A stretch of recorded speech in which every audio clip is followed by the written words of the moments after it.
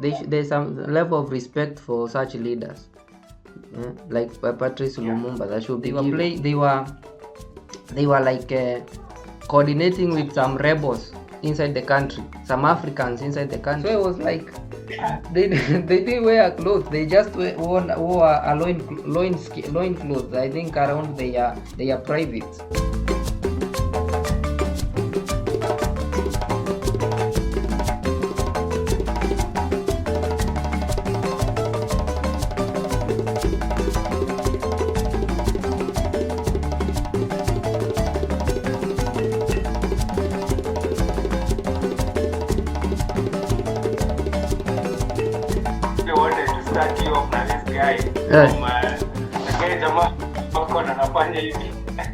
And then do you remember that guy? It was Mbolandinga something. Mbolandinga? Guy. His name is Mbolandinga or something. From where? This Congolese fan. A Congolese fan. Tutakea viewers hapa wataiona. So he was paying homage to the great Patrice Lumumba. So how he does that ni kwenda kwa stadium during Congolese matches. Jamaa anasimama the full 90 minutes. Ile statue yake. Oh, yeah. 90 minutes. Yeah. Oh, I remember the guy. But Yeah. So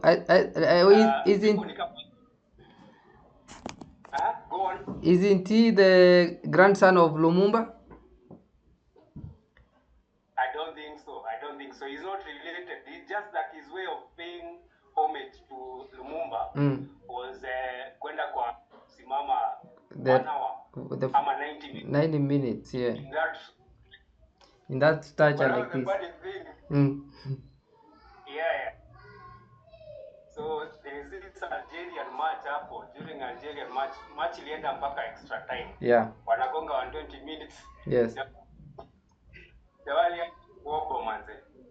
Sasa Algeria wakascore goal ya dakika za mwisho manze. Jamaa aliplay kitu. But I think that one was a low blow.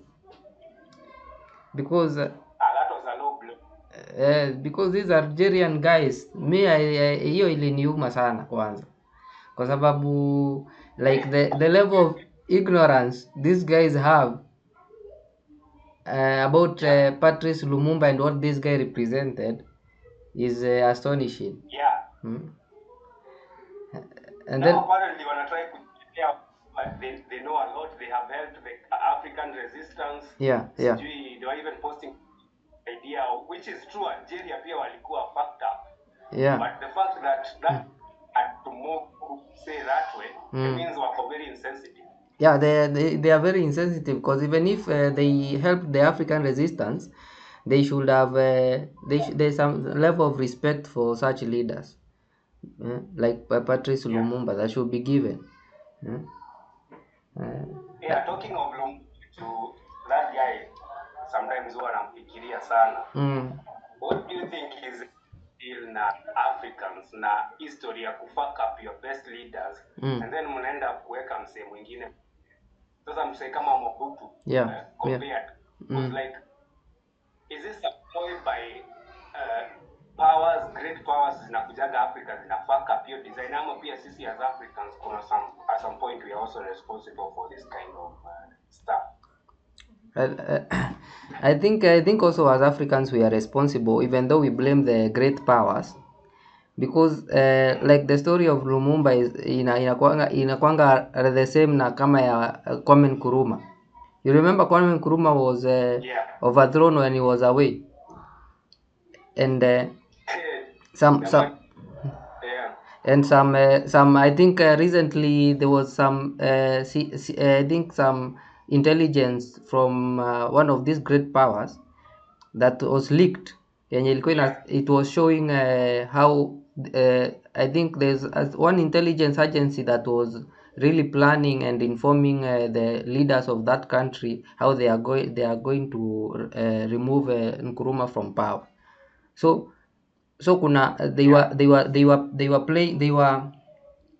like coordinating with some rebels inside the country, some Africans inside the country, to help to overthrow Nkrumah. So I think as long as much as we say these great powers meddle in our affairs, I think even as Africans we have a role to play, because we allow them to use us to perform such actions. Even those videos of Lumumba being arrested, Man. you don't even see any white man. Yeah, you don't even see even one white man. Yeah. Not even one. So, but basically, I think what they have mastered Yes. is to pay off people with greed, to exploit greed and sapia humans their competition na nini. They exploit it so badly that loyalty cannot, like, there's no way you can, unless the only way somebody has a follower wako is you pay them a huge amount of money. Yeah. Otherwise, they can stop. They can be But I wonder, bought off. Yeah. Unaweza pale msee kama North Korea ama Chinese ati betray government yake hiyo design kweli. I think North Korea and China, in my own opinion, I think it's very difficult at the moment. Yeah. Because those guys, the kind of patriotism these guys I usually see during their military parades and whatever is very high, and this is something that has been cultivated since probably the 50s and 60s, maybe during the times of Mao Zedong and such leaders. So I think it is difficult to find someone to pay off, but there are some elements. There are actually some elements you can. I think the fact that China, if you know the consequences are so high. Yes. If we go to banana stakes are low. Or then, but cool, you know, it culturally, man, your head, although, anyway, I mean, maybe probably it's a problem for all humans, you Africans, but that's a point, and we nasikia sometimes inanifanya nikuwa a bit sad seeing that tunajifaka hapo na tunasema tunataka kufika hapo. Tunajifaka hapo. Like case in point Traore, for example. Like this, the Ibrahim Traore of Burkina Faso. This guy has been against, like, I think 5 coup attempts and assassination attempts so far, and he only entered power, came into power, like, I think 5 years ago, less than 5 years ago, and he has already survived more than 5. That's crazy. Sometimes unakanga hivi and you feel so angry with some of these people come from France. Yes. Imagine like how they did that time on where you were just chilling. You are the best country in the world. Yes. In Africa, at least, you are the most. You had the best army. Your people are getting free food and free education. And free whatever. Then also, wanaenda wanafabricate a story huko Pentagon. Wanafabricate a story, unasupport terrorists. Then they manufacture consent. Wanaweka hizi vitu kwa propaganda za news na nini. And then because most people are just like they are blue pill guys, hakuna msee question. Mwanzo wanaingia na pack up msee na wanamshoot. Na wanamshoot in the street like a dog. That guy was brutalized in the street like a dog ban.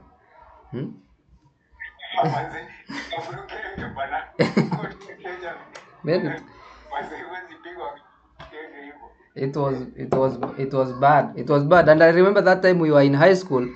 In fact, we were seeing this. We saw this incident on TV during lunch break.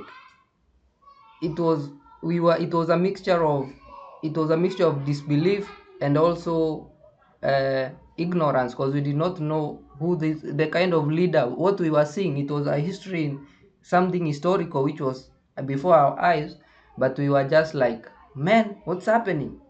We didn't understand, like, what's up? Can people just walk into another country and just bomb people like that without even like, so like kuna shangaa, like what is the point that is being cut across, like you guys hata kama mkwea have sovereignty. Sovereignty gonna the big guy.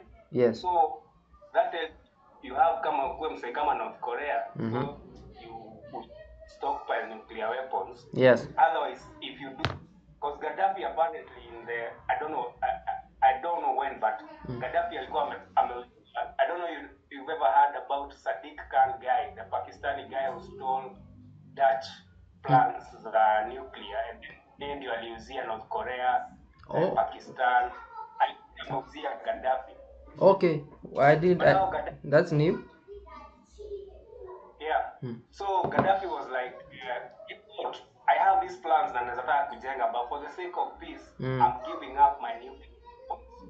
Akaikubali wase waingie kwa country wake, wakadismantle. Then guess what, after this sasa wanajua you don't have anything. Also wanakusaidi. So it was a big in the first place. So apparently Libya had had a nuclear program. Yes, he had a nuclear program that he gave up after kuitwa terrorist. You know his story, like how they did to Saddam after being his ally for a long time. Yeah, exactly. You have some of mass destruction. That wasemi ni gani exactly? Nikijina tu. Unakuwa sana. Man, think so I think that is one of the problems with Africa. It's we don't have great leaders for long, and those that come up are they are taken out eventually. It's like these guys are playing a game to take out great African leaders. Like ukikama up tu unaanza kusema you are great. Yes. Sasa unaanza get like an animal, which is just crazy because point. And inaweza kupeleka to something next nilikuwa nataka kukuuliza about. Yeah. What do you think is the real future of Africa? Like, do you think hizi states zenye zimeundwa, like at what point we will have autonomous, like shake from that great power dynamics to go independent and to support each other? Do you think there's such a future? And because like just to Twitter, but just for Twitter is not an academic source, but yes. At the African fragment. This guy is a Zionist, and then he's saying that Africa must fragment. As if they have this. Yes, fragment. Yes. Yani break up. Yes, I understand. Which, from his point of view, maybe that is a very bad from Africa. But I just wanted to ask you: do you think maybe it's time for us to fragment into the original nations that we had before colonial? I don't think it is the right thing. I think we should be consolidating more. That's my opinion. I think we should be consolidating more. You see, like in the case of Somalia, for example, Somalia is right now. It's like it's fragmenting because we have the Jubaland, we have the Puntland, we have the Somaliland. And then it is like this. There's these powers who really want to fragment that part of the Horn of Africa. They want to be in small slices. I think so that they can influence. They can have geopolitical influence in that area. Maybe set up a base over there. Maybe I don't know, do what. Have some mining concessions over there. So I think fragmentation is a bad thing because it will make us more susceptible to the machinations of these great powers. Because now, like a small country like Lesotho, for example, how can a small country like Lesotho make a fair deal with the USA? Like a fair trade deal. My idea is, yes, you know, right now we are in these fake nations. Yes. That these fake nations, we come as if you get asked what is Kenya. Yes, you might say in Africa, Northeastern, you happy, the boundary. Yeah. But are these really one? Because yes, mnaweza kwa pamoja by circumstances and you pretend to be a big country, but mko very your many resources zinakuwa exploited na those big powers, because sasa pull pamoja mkiwa watu wengi. So my idea make this thing like more like the yes, you are fragmented, but then mkona this what I might call like strategic alliances. Yeah. Like unapata like is countries like let's say me I would even go zile nations za kitambo tribes. Wacha kuzisha tribe nations. Yeah. Such that how we do trade with these people, but yes. see tuko na economic, we collect our own taxes, yes. we build our own roads. Yes. History ya your own taxes zinapelekwa place ingine mbali. You even have your own this. Yeah.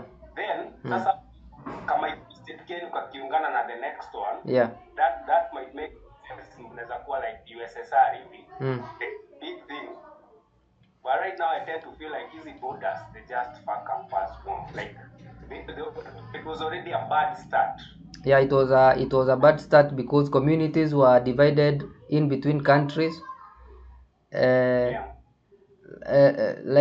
the case of, for example, the case of maybe when you say the case of a good example is Somalia, because it is very homogeneous in terms of tribe. There's the concept of the greater Somalia. You have you ever heard of that concept of the greater Somalia? Yes, apparently mpaka northeastern kidogo mpaka Marsabit, Garissa. Yeah, northeastern, Wajir over there, Garissa. Then they went over there in Ethiopia, Ogaden region, those Somali regions. Then they wanted to unify that state as a Somali state. I think that one was a good idea, but I think the way it was approached, it was not approached in a good way. I tend to think maybe, for example, like in Kenya, for example, when you look at the communities that we have in Kenya, if you look even, I think we interacted so much, because in, let's say, in Central Province, the Kikuyus, among the Kikuyu tribe, I tend to think we had a name for the Luos. Yes, definitely there was a tradition. They knew about each other. They knew about each other, and I think, and if you imagine the geographical distance between these two tribes, you would wonder how did they know about each other, for example. So it looks like there were some interactions between these peoples, somehow, because they were called the Rumbwa. I tend to think so. Ama Rumbwa were the Kalenjins. Those were the Kales. I tend to think more specifically those may not have had an original name, because currently I heard that the first interactions with guys from Lowland was I think during either the building of the railway, because once the railway reached Uganda, yes, people started coming back. Okay, yeah. So, but in terms of like even the Lumbwa, the Maasai you're saying, we had interaction. So for me, I think the better thing is to first of all make this unit, this tribal unit that we call tribe, make it a nation, a thing. Yes. Then we strengthen it. Yes. And then once the thing is so strong, then we will be able to now make alliances among us. Like even if come any country, is going to arbitrary pale, unaona pale northeastern ni straight line. Yes. How is that possible? Pale Tanzania. It was like a straight line. A ruler was placed over there like that. So naona hii ni nataka kupatia kulindo wangu. Hapo ndio unagonga kona sasa. And then on a piece of paper. Yes, and then a funny thing was that recently I saw a comment by a Kenyan Maasai. A Kenyan Maasai was saying that these people from Tanzania don't like us. So I was like, you are a Kenyan Maasai, and the people across the border are also Maasais. Same tribe, but literally literally the same tribe, but then how can you not like each other because of something called Kenya and Tanzania, and you are alike? It's crazy. I even have heard about that stereotype here that ukienda upate Masai mjinga and then unasikia unaambiwa ati wewe ni wa Tanzania. They are starting to create this division. This division because of countries. There's no difference. There's no absolutely no difference. They are the same. They're same people. It's just maybe probably we tend to tribal mentality sometimes. So I'm not creating a fake thing. That even just shows you this entity called a tribe is also a bit fluid because and we'll come back to that some later. Yes. But in a right now, if you get asked what's the difference between a Kikuyu in diaspora and a Kikuyu in Kenya, the ancestors are the same. The genes are the same. It's just that one is just in maybe he speaks American English or British English better than the other. So I don't know. So I think on your idea, I tend to think what can happen is that even the issue of these things called the TV stations and the radio stations, there was something that was done in that direction when they moved to create the local dialect, other than having just one Kiswahili station, KBC, and whatever. We have the local radio stations that speak directly to the local people. Strengthen those first, then we can come up with a strong system afterwards. I think that one was one what you are advocating. One aspect of that. Maybe sometimes we become so idealistic and we forget about some challenges people face because even in the society, the greedy people, there's just people who like to solve problems and disunity, like that's their pastime. They like to see people fight. So you're also up against people who are sabotaging the project. But I guess it's good some of us have the vision and then maybe at some point we'll be able to actualize it. I remember about that one. Just a pointer. There was a time Ngoge wa Thiong'o was speaking, and he was advocating the teaching in vernacular languages, and there was a lot of uproar, and many people saying that we should be doing the opposite. We should not be encouraging the local dialects. We should be more of encouraging the Kiswahili, English, the lingua franca, if you might call it. So what thought about that? And how do you think that one can be done in this society today? In terms of me personally, but I think this was two camp thinking.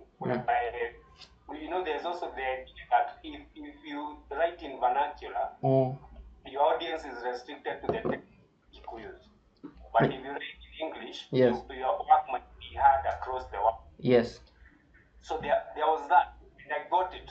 But as well, I got the whole idea of it's better you have 10 people who really understand this. Because before Ngoge wa Thiong'o, they had such very... nilienda kuangalia after he died, and apparently some of his great idols ni wase kama kina Karl Marx. He amesoma a lot about communism and his work is working with peasants to uplift them.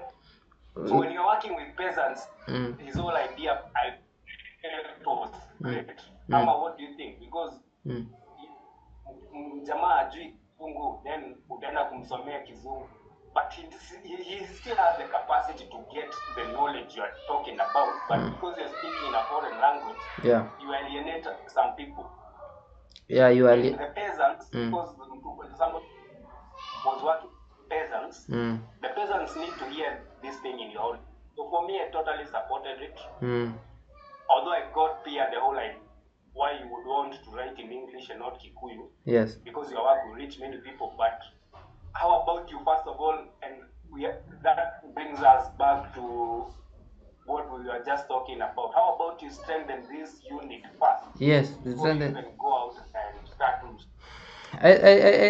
I think that one is was a very nice idea, because I remember I watched one of his speeches where he was challenging Africans, saying that most Africans, because of the inclusion of English in their system, like the implantation of foreign languages like English, French, Portuguese in the system, you find that most Africans do not think in their local language.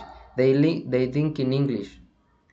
Like we pray in English. We don't pray in our local languages. Huh? Unlike the Chinese, the Koreans, these people think in Chinese first before they think in English.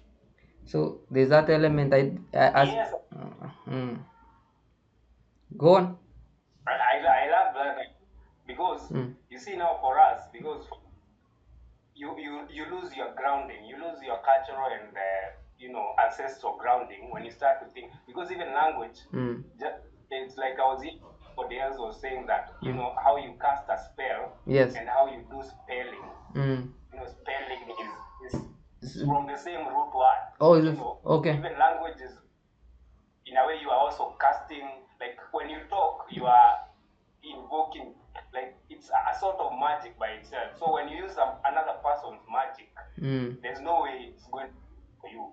But if you use your own language that has been developed by many years of people, working in Africa in the same, in your own conditions. Yes. And maybe let me just talk about, now that I was telling you I'm in Kisii, and the culture shocks and everything. Yes, yes. Hapa unapata, we used to think ati tumeana because tunavaa nguo. Just because you are dressing something on top of you, inakufunika, umeendelea sana, iko na kaimperial na collar, iko na nini. So you think that's sophistication. Yes. But in actual fact, you think ile jua iko huku Kisii, you really need clothes. Like if you're working for your environment and you are focusing on your environment, yes, you need the clothes. Oh, in Kisii it's very sunny. I thought Kisii is it's like a cold place, like in the mountain, because they grow tea.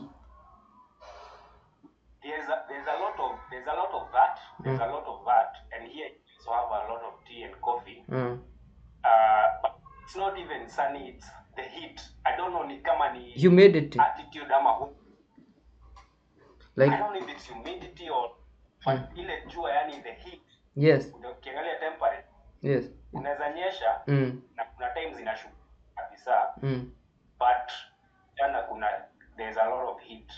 Wow. So I think that's why they are. So that brings me to a point. Like I think it was yesterday or the day before yesterday, I was looking at a post on Facebook. They were showing the Kisis in I think it was 1905, a building. Yes, building like you saw that post?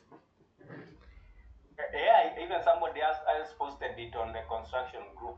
Wow, those guys were naked, man. So it was like they didn't wear clothes. They just wore a loin clothes. I think around their private. To cover the most important. The most important. I think these people, because they were working for their own environment, yes, why would you want to wear a big thing? Yes. There's this Cushitic Kikuyu origin, or Cushitic Bantu origin, whereby you find that the Eastern Bantus, they are also like 30% Cushites. Yes. So you find that, like, for the name for a donkey, yes, it's like the original name in Kikuyu is Digiri. And then if you go to Somali and those languages, it's Digi. So yes, it's from. So it means that very, very far back in the antiquities, these people, they were interacting, and they definitely had a lot of interaction if they borrowed even language. So, yeah. I tend to think that And you see, like the Cushitic languages, for example, the Cushitic people were very big players in Egypt, with the Kush Empire. You remember the Kush Empire? Just 1 second, I take my earphones. Okay.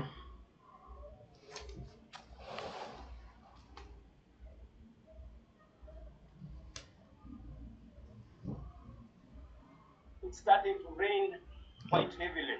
Oh, okay, okay. Kisii is raining in January. Wow. Kisii doesn't know January. Nairobi, yeah, it's very sunny. Extremely. So. Yeah. The funny thing is that people here are such hardworking farmers. We tend to think that the people huko mlima, they are the best farmers, but come to Kisii bana, mtu anatoa mahindi, unashangaa. very, yeah. I think they have, and you see, for example, in the Kisii, just to deviate a little bit, the Kisii language seems to be very much related to the Meru language. So. Absolutely.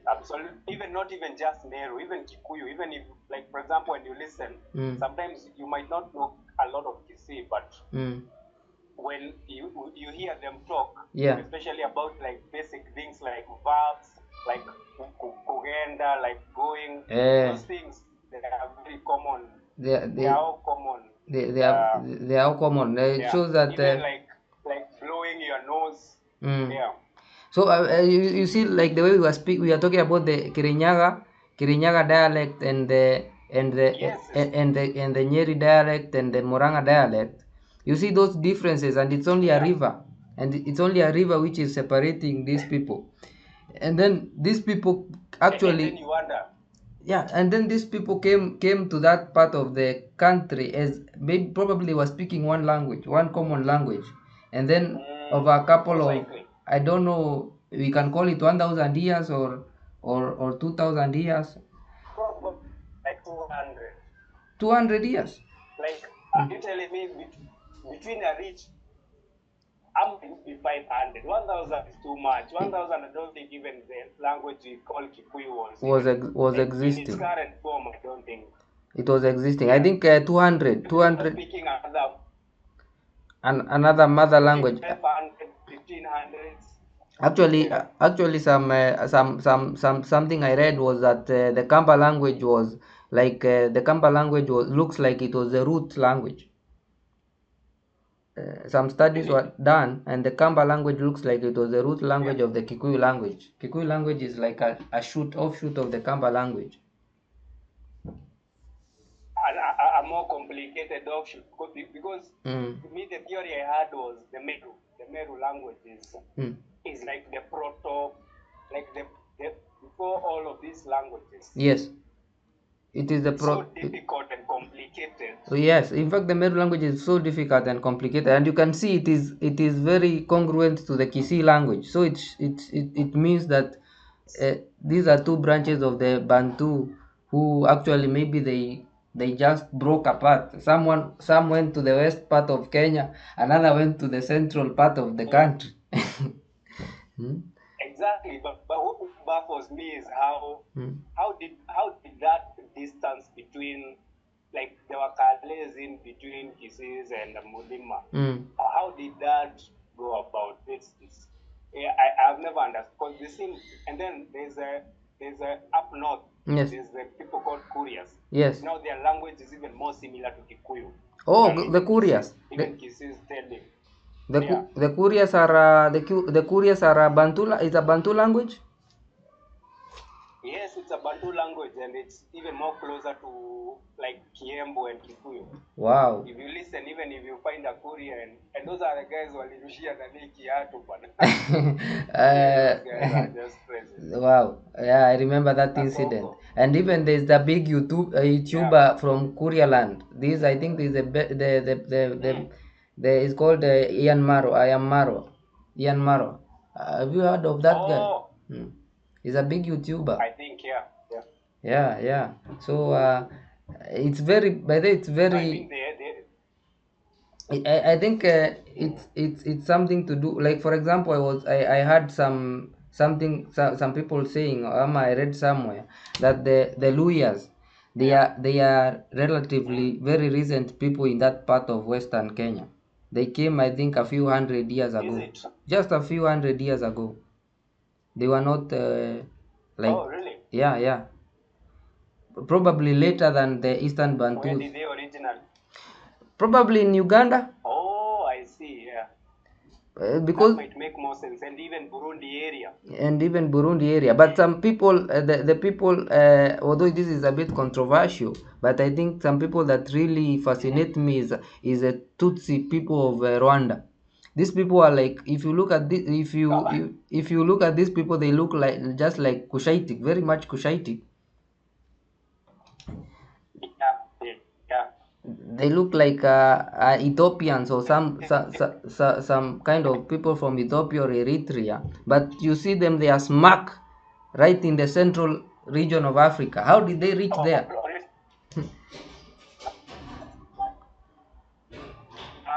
I think probably wouldn't be because your audio is a bit problematic.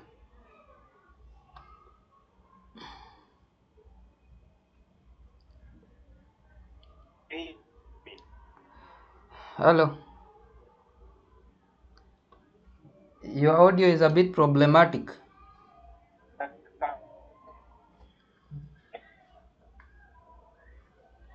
don't know. I'm really trying. Maybe it's a network. Yeah. Somebody was calling me. Okay. Maybe that's why. Okay, I can hear you now.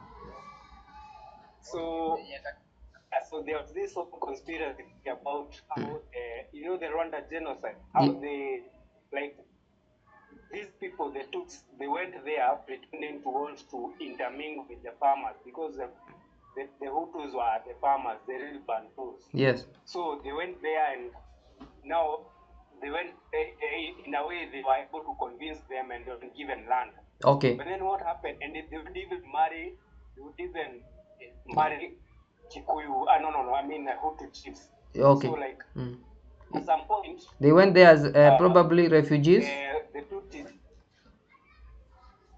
and nomads, and pastoralists. Oh, pastoralists. They settled in a way. Okay. Yeah. So now, but the land was owned by all the landlords were Hutus. So what they did, in order to gain this land rights, they started marrying it to royals, Hutu royals. Okay. Instead of, like, what they normally used to do, that the Hutus really furious. Mtoto wa kwanza, what would happen is they would make sure ameiba nje, amezaa na Tutsi mwenzake, and then like the Hutu guy. So eventually they took over the power. Okay. Because if you think this is your kid, he's a heir. Oh yeah. You see, but he's not your kid. He's a Tutsi stuff. He ended up that he now owned the land, and they now helped to enslave the Hutus. That's how they stole the land, in short. Wow. So it's very, it's also a complicated history. It's quite. You find that it's quite. Are not always the same. It's quite complicated because. There's this speech. Have you ever heard of this speech by Mwalimu Nyerere about the situation in Rwanda and Burundi, where he was saying that what did he say? He was saying that in the Bantu communities, even in Tanzania, for example, there are two types of people. We have the pastoralists, and we have the farmers. So it's like in the Kikuyu. Sorry? Is your video on? Yes, my video is on. Yours is not on. You can see me.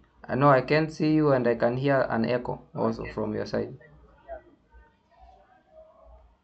I wonder. Now I can see you. What about me? You can see me even now. I think you have turned on, but I cannot see you. I can only see a blank screen.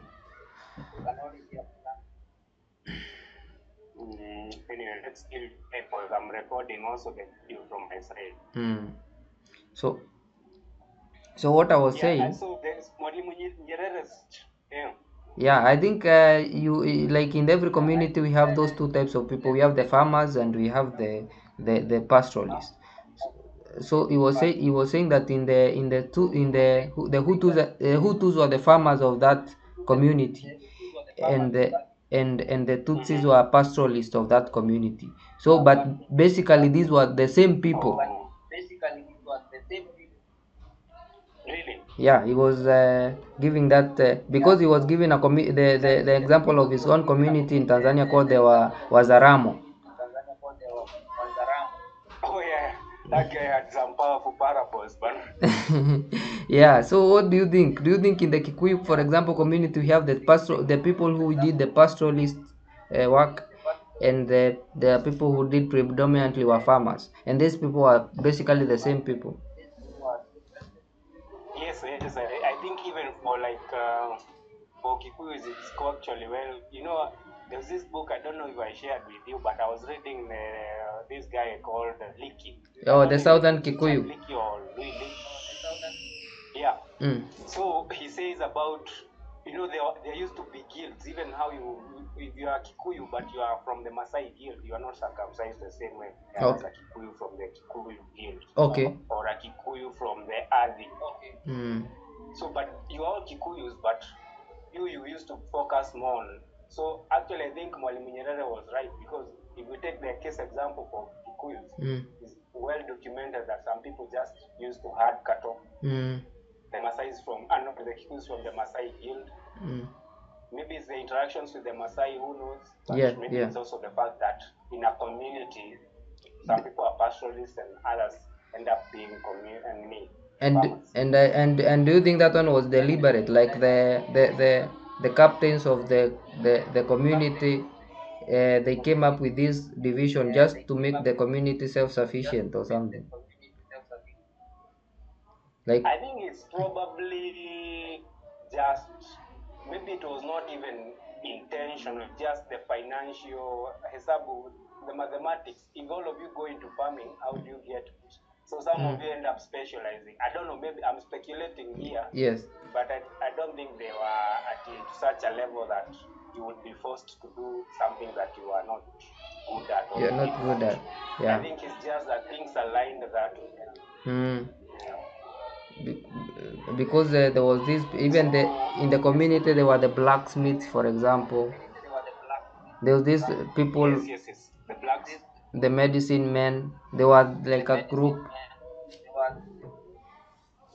Yeah, even the clans. I was saying in that Liki's book, there's even like how, you used to think that we didn't have written language, but if you look at the beehives, like the Anjiros would mark their beehives a certain way. The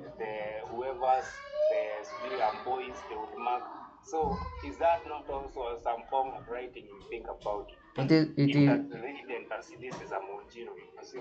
It is indeed a form of writing, and I think that it is like rudimentary, but it is a form of writing. Yes, it's still a form. Even seeing there's some guy who said that he could read Guas. You see the marks that Guas used to have. Yes, a like small strip around the center. Yeah. It has some markings. Yeah. So we tend to think that was just statistic. That told a certain Italian dictionary that used to write messages there, but I don't know how true that is anymore. And if at all that is true, probably that is true, then the marks on the guards are really similar to the hieroglyphics of the pyramids. Yes, and even like they look so close to what's that other thing called Mesopotamia? The Nini script.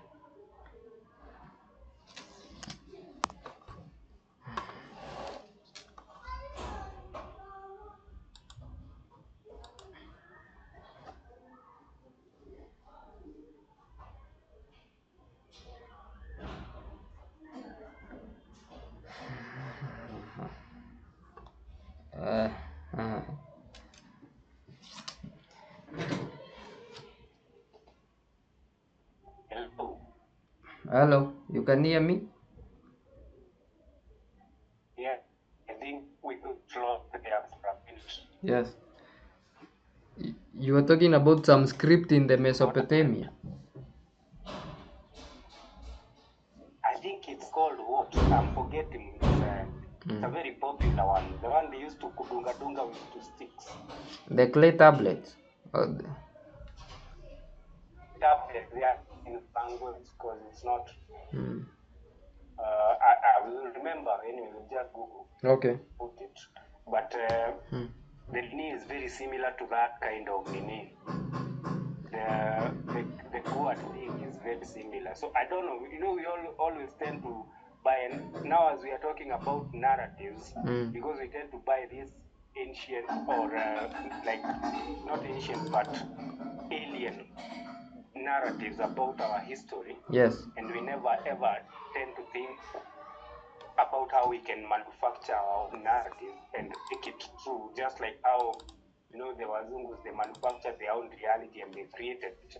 So this guy who you introduced to me to many years ago in college, called Cheikh Diop, was quite big on the narrative part. Yes. And his whole big idea, the Egyptian thing that listen, guys, it was not all these white Muslim looking guys. There was also black people.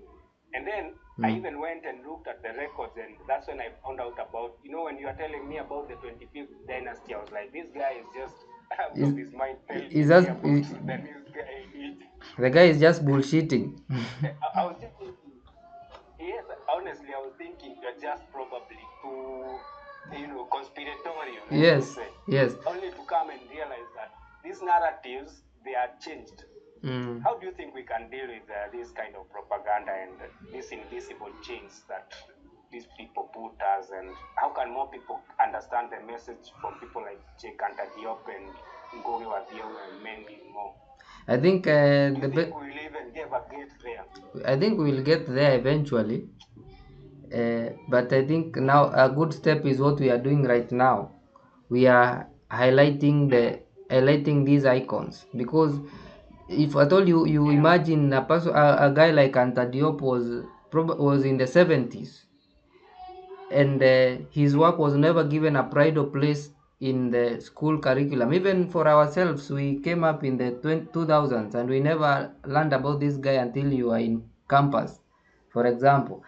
Even in campus, you're even lucky to have known them. Some people don't even know about him. They don't.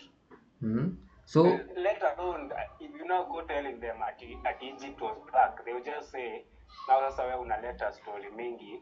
I believed the narrative. Yeah, they have believed the narrative. For example, there is this guy who we were in the same class with. I will not mention him here for the sake of privacy.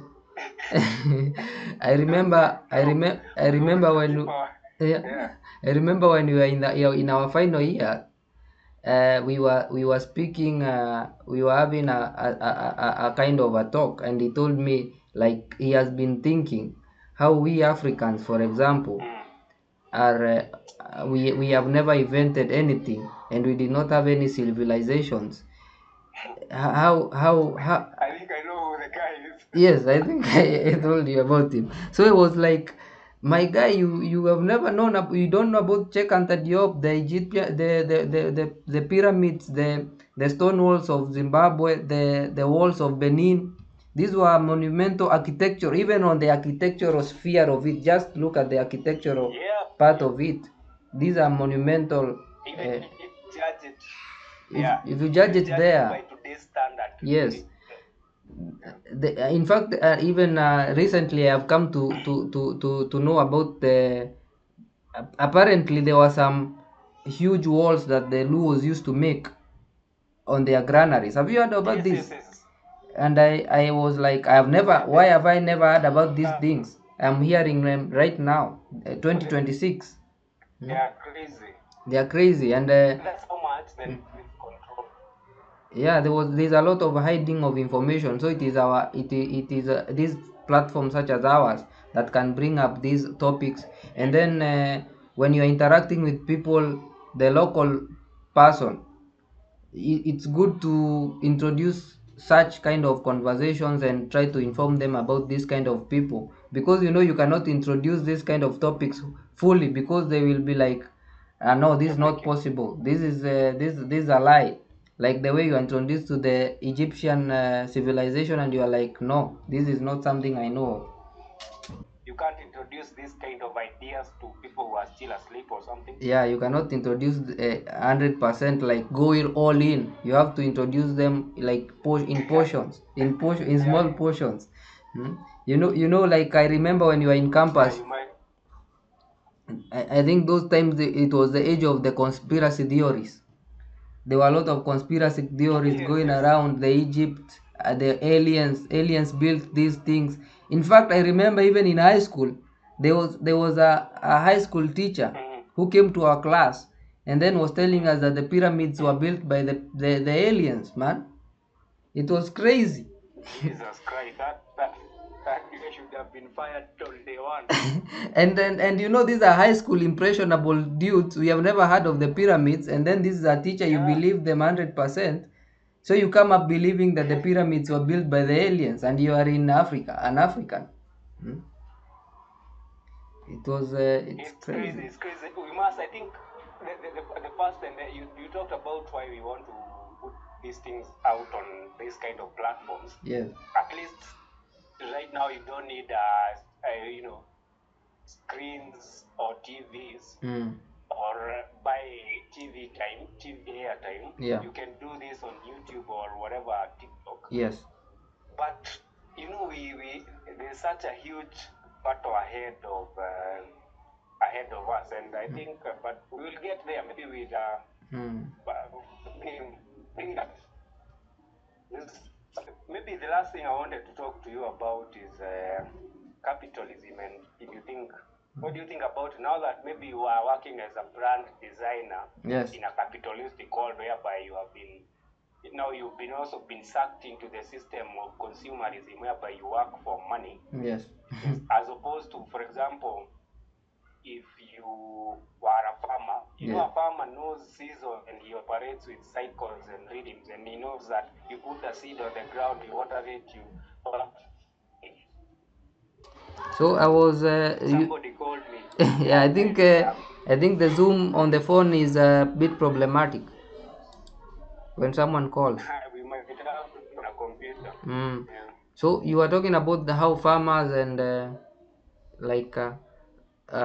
yes, they are so grounded, and they understand things don't just go above, like how us that you may design to plan and then you ask for 50,000, but is it really worth it? If you think about it, like the amount of work you put in, even if unasema uko na knowledge, but in terms of this capitalism and consumerism whereby you are turning everything into dollars, but not everything is equal to those. It's a guesswork problem. Is a perceived. I was just wondering.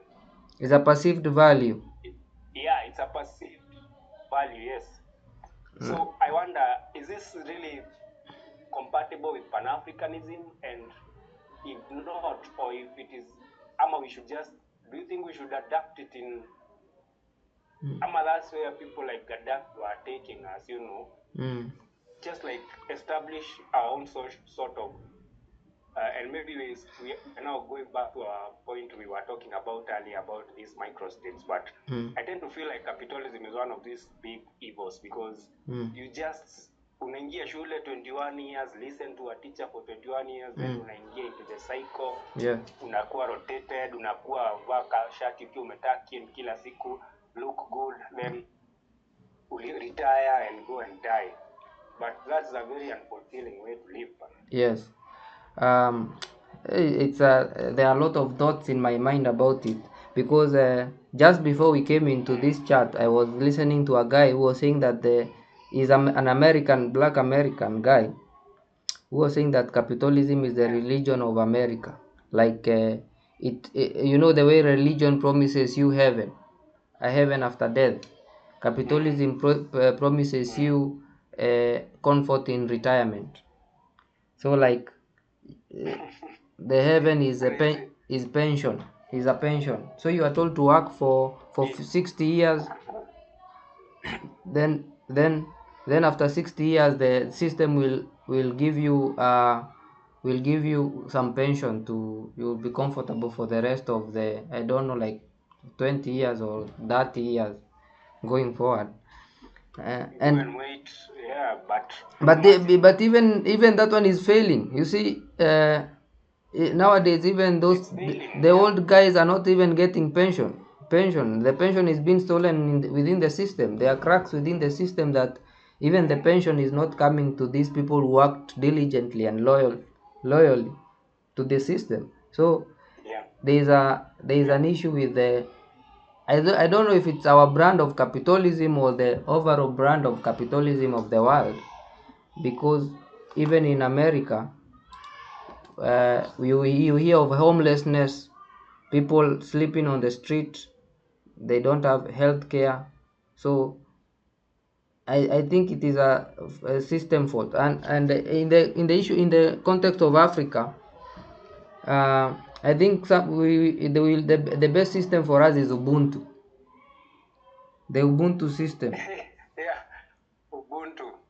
If we can find something that is close, it will work for us. Based on humanity and just being a humane person, based on humanity. Based on humanity, because even the farmers you are speaking about, even if they are grounded, yes, farmers have been historically grounded, but then nowadays we can see there are some issues with the farming, because recently, like for example in the horticultural growing areas, the farmers are using a lot of pesticides on the crops, and then they are releasing these crops to the market, yet they have some small family gardens which they don't spray. So this person is they don't eat those produce that they take to the market. They poison. So you wonder, this person is a farmer in Nyeri or Kirinyaga, for example, and he has released the son or the daughter to Nairobi to go and learn. What do you think the daughter is consuming in Nairobi? It is very it is not humane. Shooting yourself in the foot. You are basically shooting yourself in the foot. It is not humane. So I think the system that can work is what do you think about that? Yes, Ubuntu, I think you have proposed such a perfect solution, because I think what's lacking even in capitalism, and even in socialism, typical good old socialism like in China or in Russia.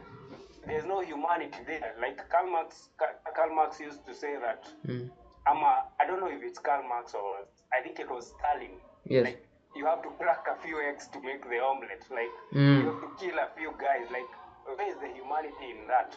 People must not die. Like, all of us can coexist together and uplift everybody. I think that's such a nice starting point and closing point, because I think we are now something over 1 hour. Yes, sure. So I think that's such a nice closing way to tell people that maybe we should consider Ubuntu, right? Yeah. Because I think I tend to think in the ancient Africa, there was more peace than we would really we are told, or we are given to imagine. Because if at all a person who is separated, a community that is separated by a small stream, can develop a different dialect from another community just the other end of the stream, this shows that this community has stayed within this space undisturbed for a very long time, so that they can develop this kind of separate language. So there was a coexistence. Exactly. I think yes, and a general respect to like borders and this story of like how America is being expansionism and start saying that because we are the global hegemon, now we deserve to control. And I think I was telling somebody else, I don't think if Africa were the dominant power, we would never have had this colonialism stuff. No, That stuff we is would never. just exploitative, and yeah, we would just have. I think we would just have like taught and brought culture into other people in a nice way through trade and just like the good old days, and maybe a few wars, a few skirmishes here and there, but Yeah, not the kind of slaughtering we we saw in Congo we saw in during the Congo Belgium times. and even there was this king called the Mansaku. I think I told you a story about him, the Malian king who went on an expedition to the Americas, and then apparently he was Oh lost. yeah, you told me. Apparently he was lost in the Bermuda Triangle or something. But then, in my own thinking, I think he made it to the Americas.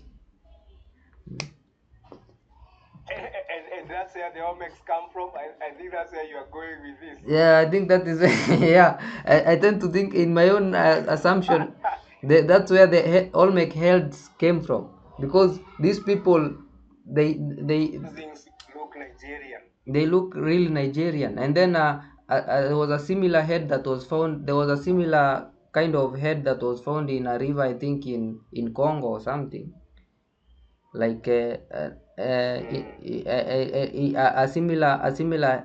some head that was found in a Congo river that was supposed to be in Egypt. So there's this relationship that probably the leaders of the old Africa, they were not conquerors in a way, or in the way in such a way that you'll think of the modern leaders.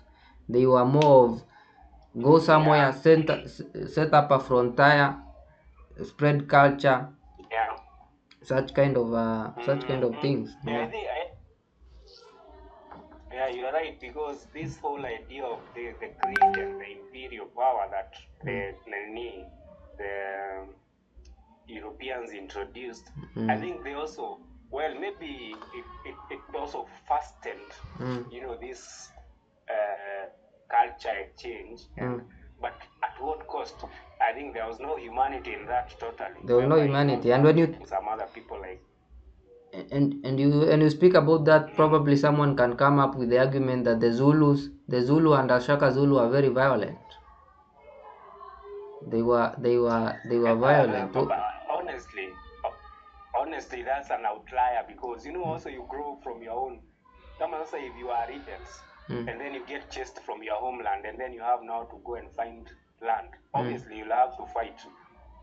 But I think that's the even right now, if you look at Zululand, only how big is it? In as much as they were expanding, it's not like taking up continents. But Yeah, they were. that's It too was much like South ambition. Africa. It was like just South Africa. Even it's not the whole of South Africa. It was a small portion of South Africa.